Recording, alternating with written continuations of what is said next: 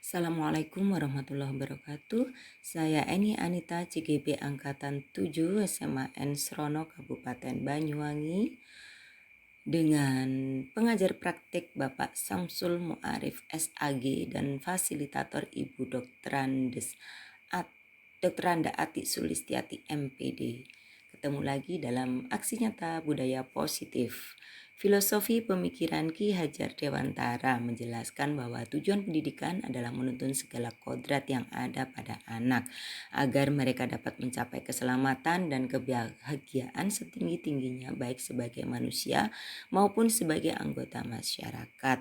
Dalam proses menuntun, anak diberi kebebasan. Nah, kita sebagai seorang pamong dapat memberikan tuntunan agar anak dapat menemukan kemerdekaannya dalam belajar. Disiplin dalam budaya positif adalah sekumpulan nilai yang melandasi perilaku, tradisi, dan kebiasaan oleh guru, murid, dan semua stakeholder yang ada di sekolah. Tujuan membangun budaya positif di sekolah adalah menumbuhkan karakter anak. Itulah kenapa banyak program sekolah yang bertujuan untuk menumbuhkan karakter dan menggali potensi murid. Budaya positif berisi kebiasaan yang disepakati bersama untuk dijalankan dalam waktu yang terus-menerus. Lingkungan sekolah sebagai salah satu lembaga yang punya kepentingan dalam pembentukan karakter anak perlu membangun budaya positif. Membuat kesepakatan kelas merupakan langkah awal dalam membangun budaya positif yang berpihak kepada murid itu sendiri. Nah, untuk kesepakatan kelas bahwa pendekatan yang lebih mengedepankan peran aktif murid sebagai subjek pendidikan dan menghargai setiap pendapat murid. Melalui kesepakatan kelas ini diharapkan murid-murid belajar tentang nilai-nilai demokrasi dan bertanggung jawab terhadap kesepakatan yang telah dibuat. Untuk itu kami akan melakukan aksi nyata yang latar belakangnya adalah karena pendidikan itu merupakan tuntunan untuk memperoleh bekal ilmu dalam konsep merdeka belajar, lebih dan kebahagiaan anak dengan pendidikan merdeka belajar. Dalam konsep merdeka belajar lebih membentuk karakter murid yang berani, mandiri, cerdik dalam bergaul, beradab, sopan, dan berkompetensi. Diharapkan mewujudkan murid yang siap dan kompeten serta berbudi luhur di lingkungan masyarakatnya. Untuk permasalahan yang muncul pada latar belakang dicarikan solusi dengan melakukan kesepakatan kelas untuk menumbuhkan kembali pembiasaan budaya positif yang ada di sekolah, khususnya di SMAN Srono ini. Nah,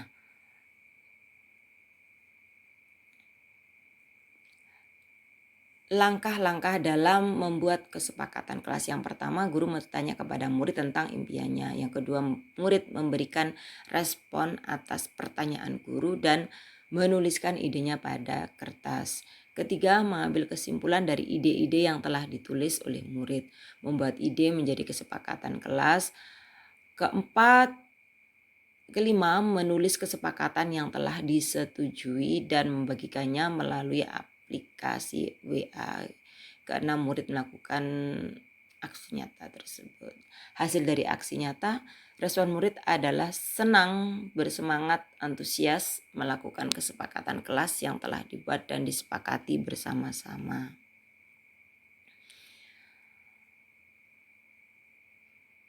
Adapun hasil kesepakatan kelas, yang pertama, datang tepat waktu dan selalu berseragam lengkap. Yang kedua, menciptakan kepercayaan diri dan selalu bersemangat. Yang ketiga, selalu menjaga kebersihan kelas dan membuang sampah pada tempatnya. Yang keempat, 5S, salam, senyum, sapa, sopan, dan santun.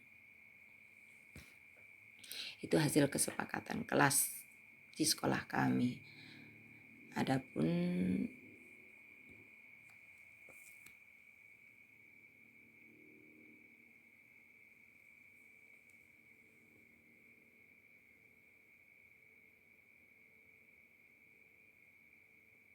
dokumen budaya positifnya,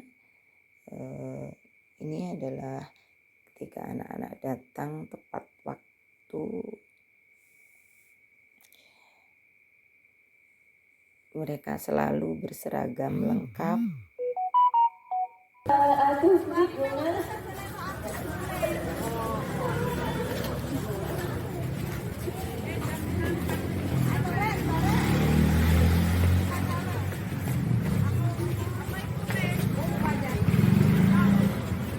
Hiya illa nikmatu qabbilu biha manasa wa tamtasha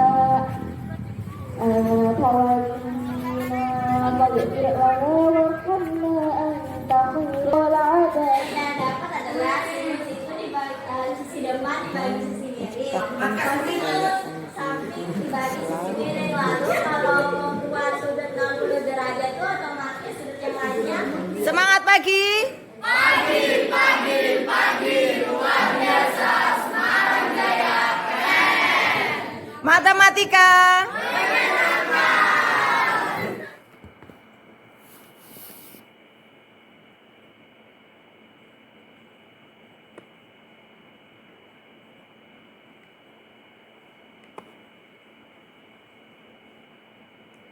Selalu menjaga kebersihan kelas dan membuang sampah pada tempatnya.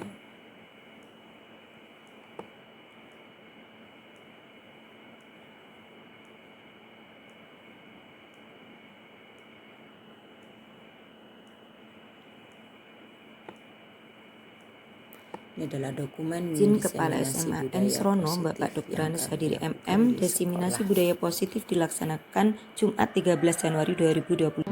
Assalamualaikum warahmatullahi wabarakatuh. Waalaikumsalam warahmatullahi wabarakatuh. SMA Negeri Srono, yang kami hormati Ibu Eni Anita MPD, pemateri.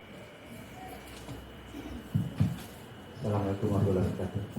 Dalam CPP ini tentu saja ini adalah bukti nyata bahwa kita sudah melaksanakan pembiasaan setiap hari. Nah, pembiasaan positif inilah yang nanti akan diangkat oleh Ibu Eni untuk menjadikan bahwa kita sudah melaksanakan kegiatan-kegiatan positif dan kita selalu mengawal, selalu merefleksi kegiatan-kegiatan kita supaya kedepannya kegiatan-kegiatan yang bersifat positif, pembiasaan positif ini selalu dilaksanakan.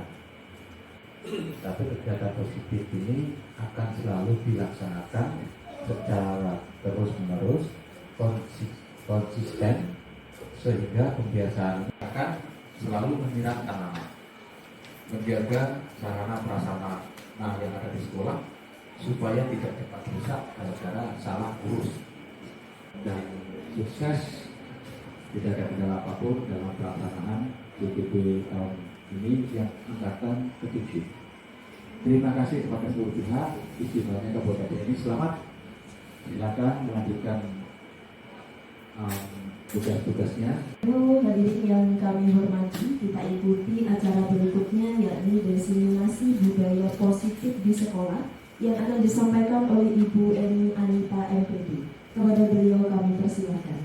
Hormat Kepala SMA N1 Srono, Bapak Dr. Andes Hadiri MM, yang kami hormati Bapak Ibu Waka dan rekan-rekan SMA N1 Srono yang solid, yang hebat, sehingga bisa hadir di tempat ini. Untuk Bapak Ibu, tadi sudah disampaikan oleh Bapak Kepala Sekolah bahwa sebetulnya yang saya sampaikan itu, yang akan saya sampaikan itu sudah terangkum oleh Bapak tadi. Jadi kita ke siswa itu tidak boleh suruh sholat duha, kadang ya pagi-pagi kita itu. Makna disiplin itu berasal dari bahasa Latin disiplina yang artinya belajar. Makna asal dari kata ini berkonotasi dengan disiplin diri dari murid-murid Socrates dan Plato. Disiplin diri membuat orang menggali potensinya menuju sebuah tujuan apa yang dia hargai. Hal-hal nilai-nilai kebajikan universal Nilai-nilai kebajikan adalah sifat-sifat positif manusia, merupakan tujuan mulia yang ingin dicapai individu. Adapun perilaku manusia itu untuk menghindari ketidaknyamanan, hukuman apa yang terjadi apabila saya tidak melakukannya.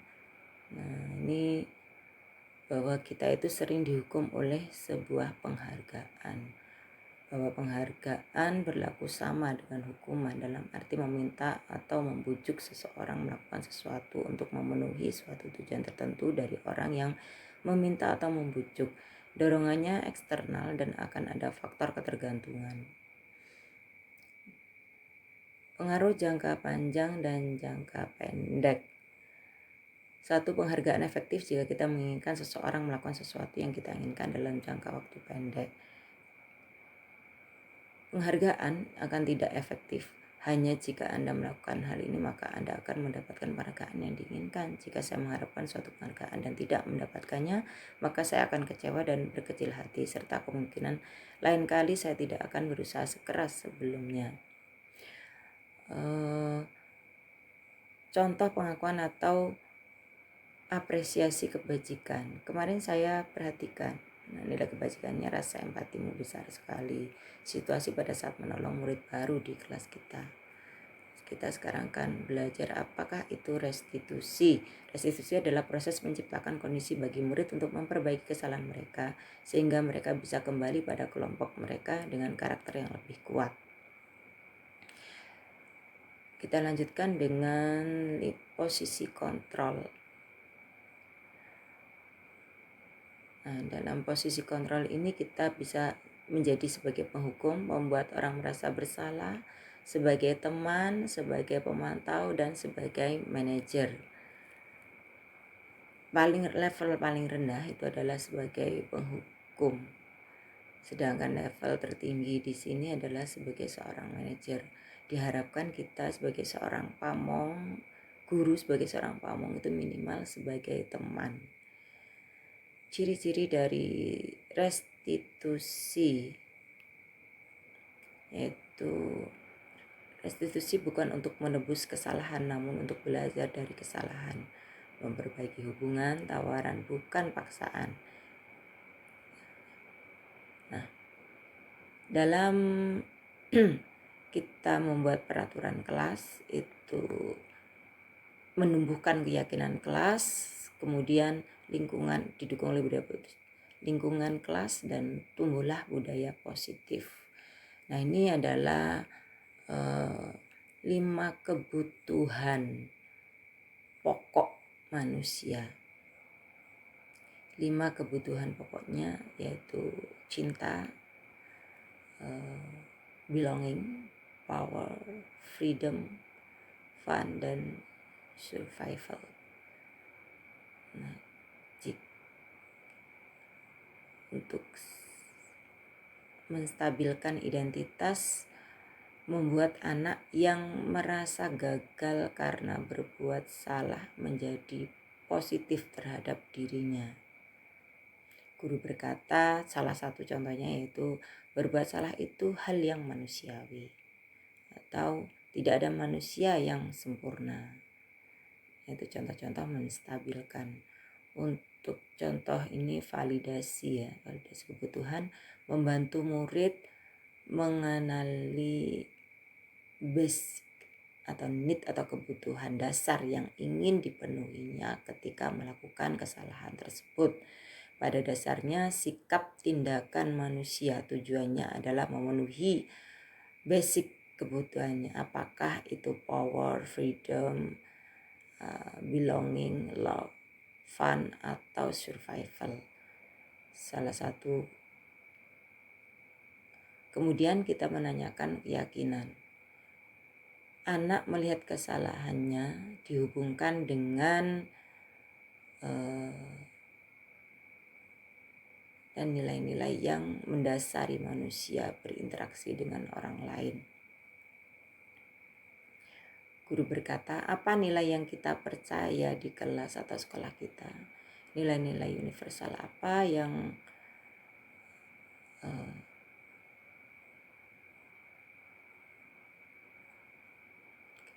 Intervensi 30 detik. Ini membantu murid kembali ke tujuan semula dengan cukup singkat dan dengan cara non-konfrontatif. Pertanyaan yang diajukan biasanya dikemukakan oleh seorang pemantau dan manajer.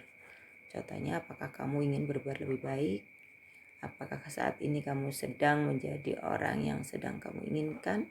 Apakah kamu bisa mengubah kegiatan atau perilaku kamu saat ini menjadi sikap yang lebih biasanya Studio yang kita terapkan 5S, salam, senyum, sapa, sopan, dan santun.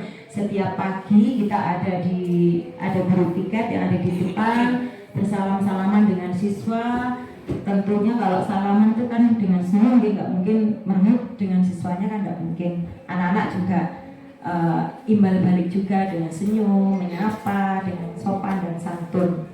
Terus budaya positif berikutnya yaitu membuang sampah pada tempatnya.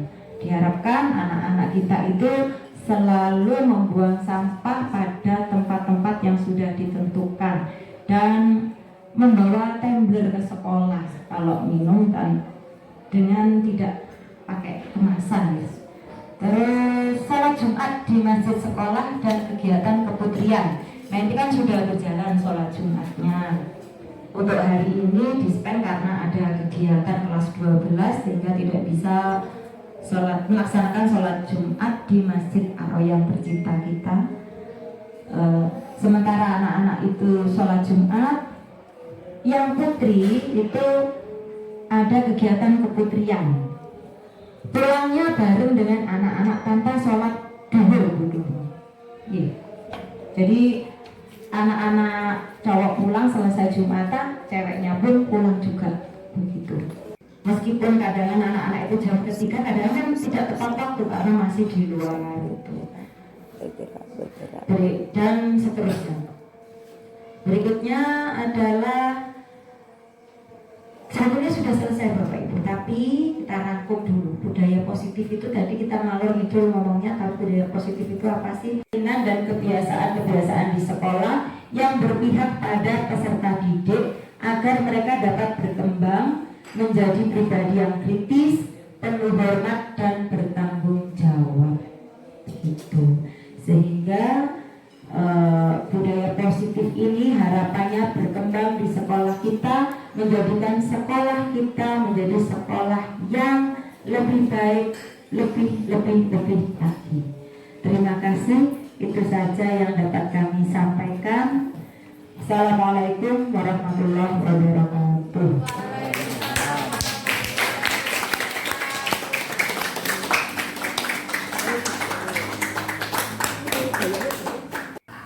Saya izin bertanya, Bu Eni.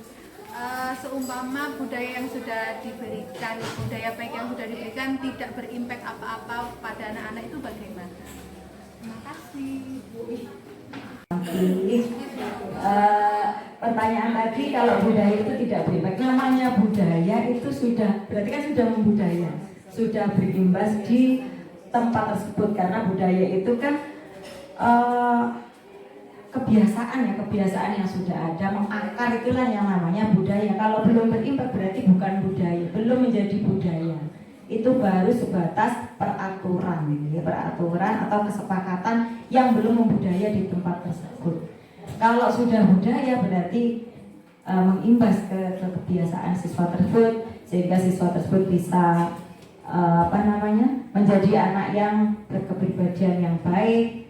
Alhamdulillahirabbil alamin. Wassalamualaikum warahmatullahi wabarakatuh.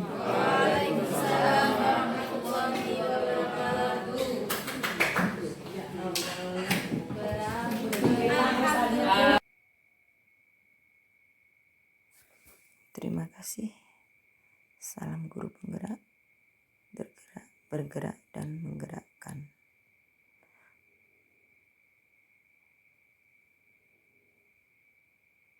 Semoga tetap konsisten sampai akhir.